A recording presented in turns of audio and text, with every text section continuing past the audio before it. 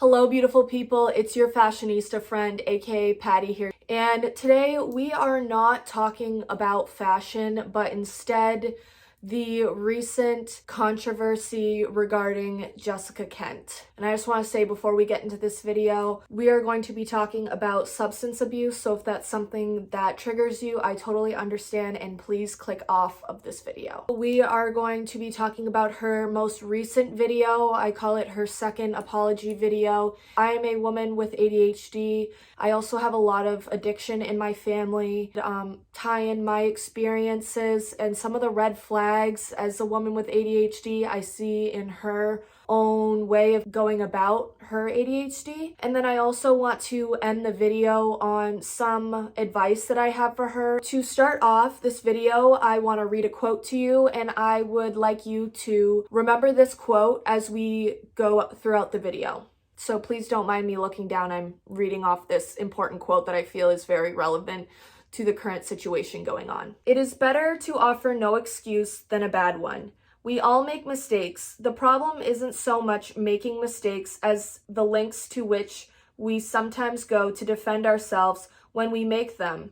However, the deep hole that making a mistake has put us in just gets deeper the more we try to explain ourselves. If we would simply say, "I was wrong," and move on, we wouldn't waste so much of our time and energy, and the people around us would respect us more if we would just own up to our mistakes and try to then move on. So now let's get into talking about her second apology video that she uploaded a few days ago. The first point I want to talk about is Jessica lying to us about her ongoing struggle with alcohol. I thought her whole brand was based on honesty and transparency.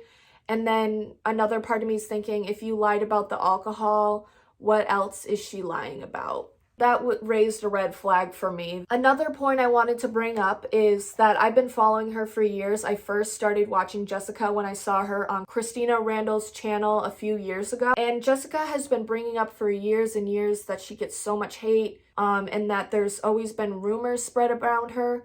I feel like when she says that nowadays, I find that deflective because as someone who's been a ride or die crew member for years, I've never seen rumors swirling around about her. So for her to say, "Oh, there's been rumors, tons of rumors about me in the past," I kind of feel gaslit when she says that. And now this point she said in the video really did not sit well with me, and that was that she said, "I wanted the drama to go away so I could just keep being me, keep doing my thing, just move on and keep doing my thing." You mean the drama you started by first outing Mindy? Calling this situation drama is like belittling the situation. Like, we're talking life or death here, honestly, like relapse and children. Calling this drama is really minimizing the situation. I'd say it's more like tragic, honestly, to watch this all go down. It's really saddening. And I also find that she said, "I just wanted all this drama to go away so that I could keep being me." I find that statement that she said so selfish, especially like since she started it. That sounds so immature, but like she really did though. Like, this wouldn't have happened if she didn't out Mindy in like 4 TikTok videos. And then she's like, "Yeah, I just want this to go away. Even though I shit all over Mindy's career and her businesses, literally discouraged people from supporting her, I just wanted this to go away so I can keep being me." I just find that so selfish and minimizing the damage that she's done to Mindy and Reese in this situation. Girl, you started this fire on the internet and now you just want to go away. Although on the other hand, I do like that Jessica said in this video is she's going to show us that she's doing better rather than being all talk. And I really appreciate that she said this because I feel like a lot of content creators in their apology videos, when they get into hot water, is what they do is they go on a hiatus and then they come back with an apology video and they say, "I've changed, I'm gonna do better." And then they continue to post videos and you can tell through their behavior that they haven't changed because, actions speak louder than words. And I appreciate that she acknowledges that her actions speak louder than her words, and that she's going to show us by continuously posting and showing us her, more videos, her art, her life. But I hope she lives up to her word and that she shows us the growth and change. Here's an example of a content creator like being all talk is James Charles. He comes back saying, I've changed, I'm gonna do better now. They continue to post on their channels and stuff, and then the behavior just keeps coming back, and they just keep making the same mistake over and over and over again. And I remember Peter Mon, he's literally one of my favorite YouTubers on the planet. He said, you keep making the same mistake until you learn the lesson. And I kind of get the vibe Jessica keeps making the same mistake with alcohol because she hasn't learned the lesson yet. Of course, I am not her therapist, her addiction specialist, or whatever. I just am taking this from what she has posted online. But it seems like she is relearning or witnessing the same mistake with her alcohol. And I hope she realizes that. Another thing I want to talk about is Jessica's acknowledgement that she's been reckless with her verbiage. I appreciate that she understands how reckless she's been from the perspective of the viewers. And this is a tough situation that I'm sure that she's dealing with, because I feel like she is kind of a thought leader or a face of non-abstinence-based recovery. And I think that, abstinence is not for everybody, but the way that she's been going about it is damaging. And clearly what she's doing right now is not working for her, but she's trying to convince everybody that it is. That's just my opinion. But I think she needs to go about non-abstinence-based recovery in a different way, especially since earlier she claimed that she healed her relationship with alcohol like that. Especially like alcohol isn't therapeutic at all. Like it is a straight up bad coping mechanism, unlike, cannabis that can be used for medical purposes. And another thing she mentioned is that people have been recently picking apart her body language. And I'm not a hard substance user, but I've seen multiple pieces of content of hers that just concerned me. I mean, I'll try to insert some videos of it in here, but she's clearly been on something, in my opinion. And even on the Reddit threads, I mean, I know the Reddit is not the New York Times or anything, not the most reliable place on the internet, but there are actual people like who have struggled with addiction in the past, giving like essays, basically, talking about how her behavior is not 420 related. Like her eyes look like she's stoned, but she's not acting normal. She's all over the place, but her eyes look like she's stoned. I don't know if it's but she's definitely tweaking on something, because people who smoke who do 420 do not look like. And I'm not even a hard drug user, and I can tell that that is not my girl, Miss Mary Jane, that she is on. Just saying. Then Jessica brings up in her videos the receipts and the emails that have been leaked of hers, and she neither confirms nor denies them, which I find suspicious. And then she goes on to claim that she wants to say so much about it, but she's not going to say anything. She's not going to defend herself because defending herself is a trauma response. And my thought on that is there's a clear difference between standing up for yourself and setting the record straight compared to being overly defensive, manipulative, and gaslighting. And if the screenshots and the emails are fake, then stand up for yourself and set the record straight rather than staying silent. Also, if the text messages weren't real, wouldn't she consult her lawyer that she loves to mention so much, have a defamation case, bring the lawyer into the mix for like a defamation suit? Because spreading text messages about her using hard substances and pills and all the stuff that's been said in the text, it is defamatory if it's not real. So I don't understand why she isn't getting her alleged so-called lawyer that she loves to talk about involved in this situation if it's not true. Just a thought. And then Jessica goes on to say that she'd rather stay silent about this and take hate every day than cause harm to somebody's recovery and freedom, which I find so hypocritical, because think about all the stuff she said about Mindy and Reese. You have already done enough damage to their recovery and freedom.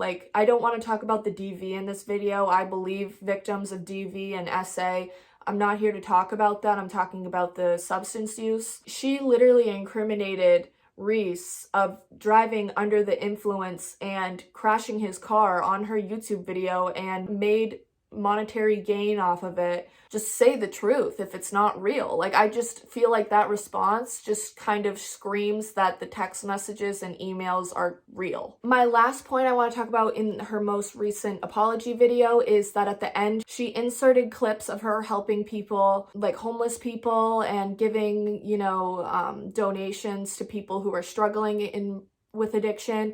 And I just found this deflective and kind of manipulative, because it's like she admitted to doing all this and then she's like, oh, but like I help people in need, so like I'm a good person, I'm a saint, It just gave me a bad taste in my mouth. First of all, a lot of the videos that she inserted there, it didn't seem like the people she was helping knew that they were being recorded.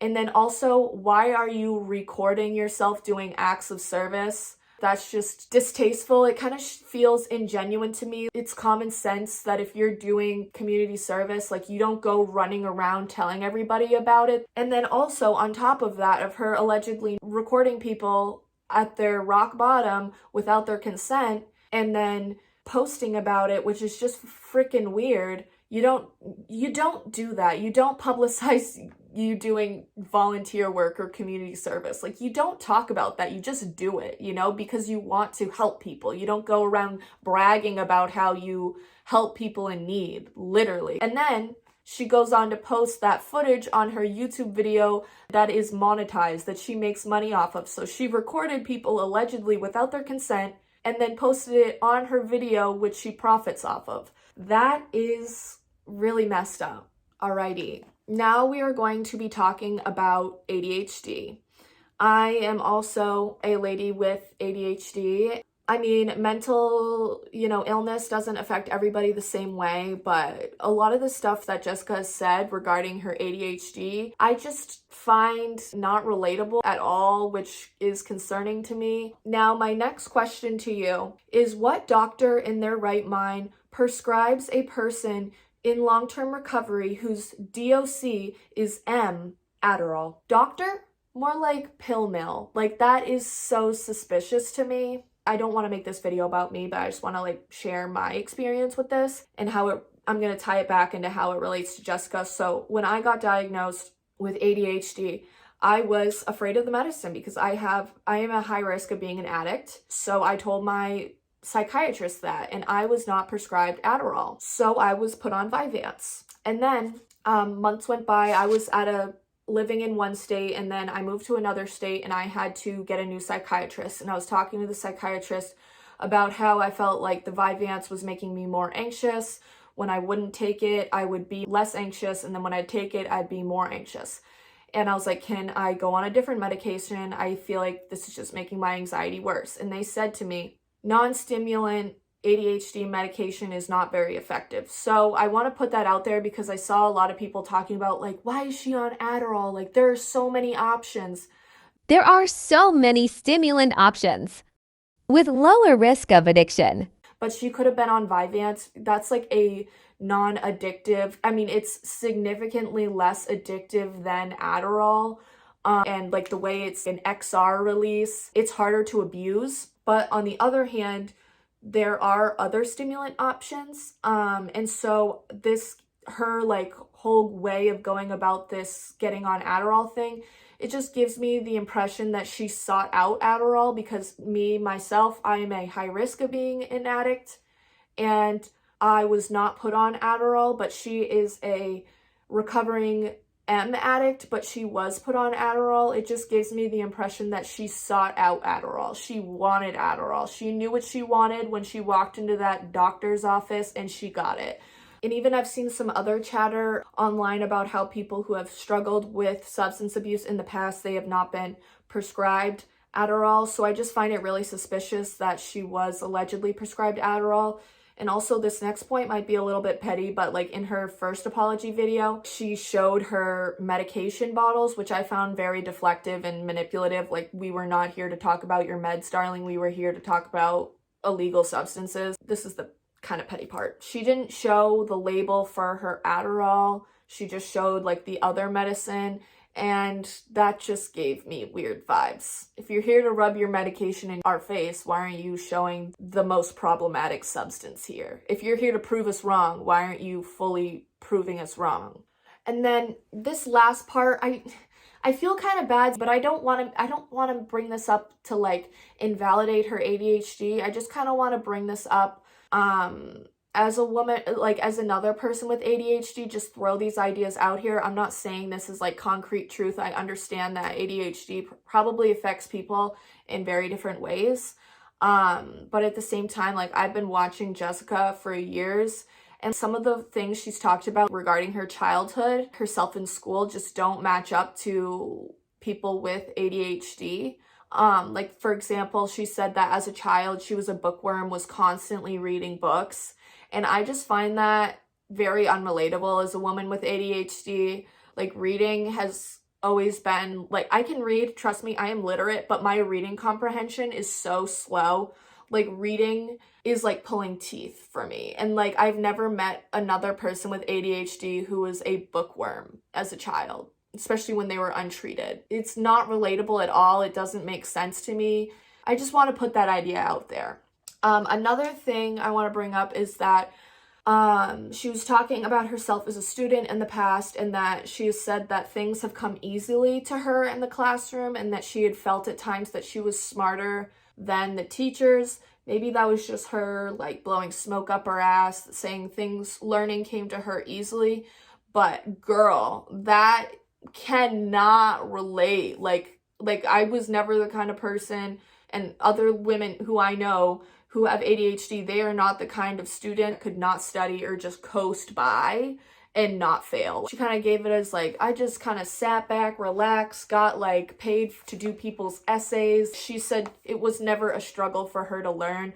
When people with ADHD, it's a struggle. To learn the same things that other people learn, it takes more effort. Alrighty, the last thing I want to talk about in this video is saying maybe she hasn't relapsed on M, but I get the impression that she's abusing her Adderall. Like she might kind of feel like she's living a lie. I just want to give some advice to end this on like a lighter note, is have CG Kid on speed dial. I feel like he went about opening up about his relapse and his recovery in a really professional way.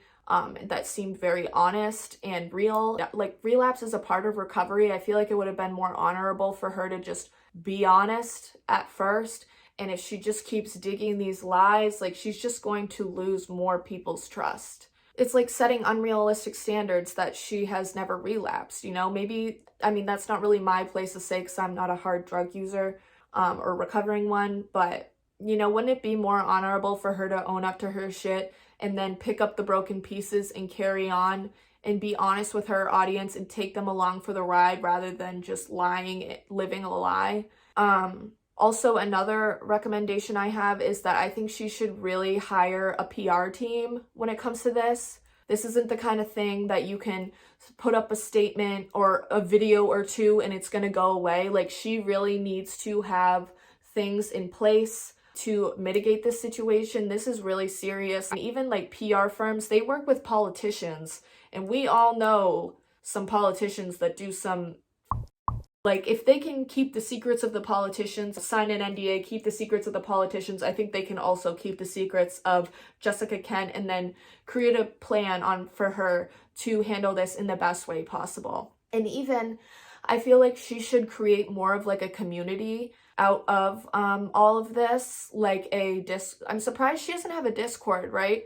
Or, you know, kind of creating like her own meetings, like live stream meetings that almost kind of act as recovery meetings. Or especially since in the past, Jessica said she didn't have a good experience with like AA meetings and stuff like that, and she felt like excluded, and then she felt like included when she got to YouTube. I feel like she should try to create more of a community based around that. I feel like Discord's really powerful because you can have different chat rooms.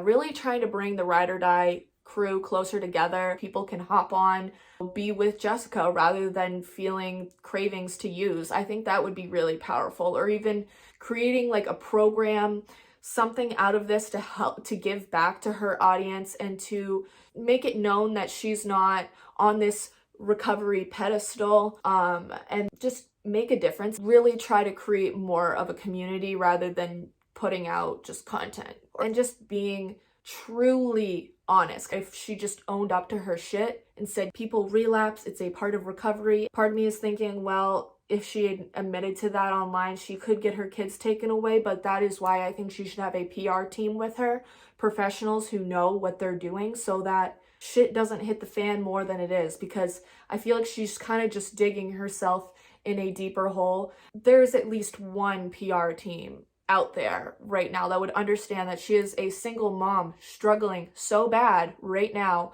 and they would be willing to help her. I really think that she should consult a PR team, because I don't think she can handle this. No hate, but I really think she should have professionals helping her deal with this situation, because this situation isn't drama. It's deeper than that. I wish the best for her. I can tell that she is going through hell right now, and I just hope things get better. Thank you guys so much for watching this video. And if you want to see other content from me, I mostly talk about corruption in the fashion and entertainment industries here on YouTube and more on TikTok. And if you're into that, check me out on my other platforms. They are listed down below. And thank you guys again so much for watching, and have a good one. Bye.